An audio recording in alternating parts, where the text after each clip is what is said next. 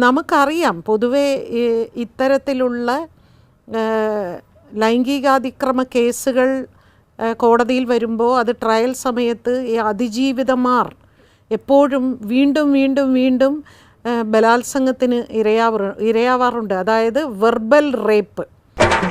ഇത് കഴിഞ്ഞില്ലേ? ഇത് ഇവിടെ എല്ലാ കേസിലും പതിവ് തന്നെയാണ്. പക്ഷേ ആ നിമിഷം ആ പെൺകുട്ടികൾ അനുഭവിക്കുന്ന വേദന എത്ര പേർ മനസ്സിലാക്കിയിട്ടുണ്ട് എന്നുള്ളത് എനിക്കറിയില്ല. അതൊന്ന് ഓർമ്മിപ്പിക്കാൻ വേണ്ടി ഞാനിപ്പോൾ വന്നത്. തെളിവുകൾ വെച്ച് മാത്രമേ, ശരിയാണ്, കോടതിക്ക് തെളിവുകൾ വെച്ച് മാത്രമേ ഒരു കേസിന് വിധി പറയാൻ സാധിക്കുള്ളൂ. അത് നമുക്കൊക്കെ അറിയാവുന്ന കാര്യമാണ്. പക്ഷേ കിട്ടിയ തെളിവുകൾ കിട്ടാത്ത മാതിരി ഇരിക്കുകയും പറയുന്ന കാര്യങ്ങൾ കേൾക്കാത്തതുപോലെ ഇരിക്കുകയും ചെയ്യുമ്പോൾ എന്താണ് ശ്രീജിത്ത് ചെയ്യേണ്ടത്? ഞാനൊരു കാര്യം പറയട്ടെ, ആർക്കും എന്നോട് എന്തും തുറന്നടിക്കാം, മടിക്കാതെ അടിക്കണം. ഇവന് കിട്ടാനുള്ളത് നമ്മളായിട്ട് മുടക്കണ്ട. തൻ്റെ മൊഴി വ്യാഖ്യാനിക്കപ്പെടേണ്ട രീതിയിൽ വ്യാഖ്യാനിക്കപ്പെട്ടിട്ടില്ല, അത് മുഖവിലയ്ക്ക് എടുത്തിട്ടില്ല.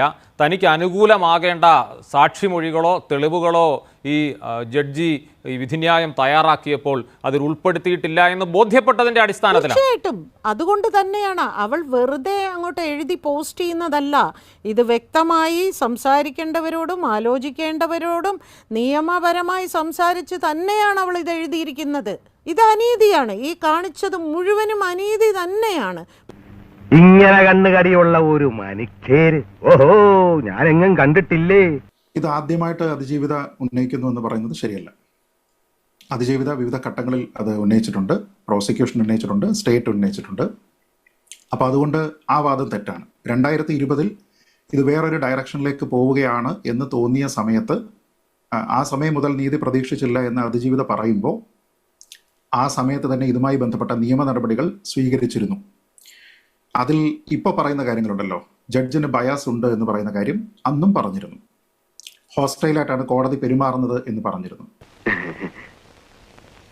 സാർ, സത്യമായിട്ട് ഞാൻ ഒന്നും അറിഞ്ഞിട്ടേ ഇല്ല.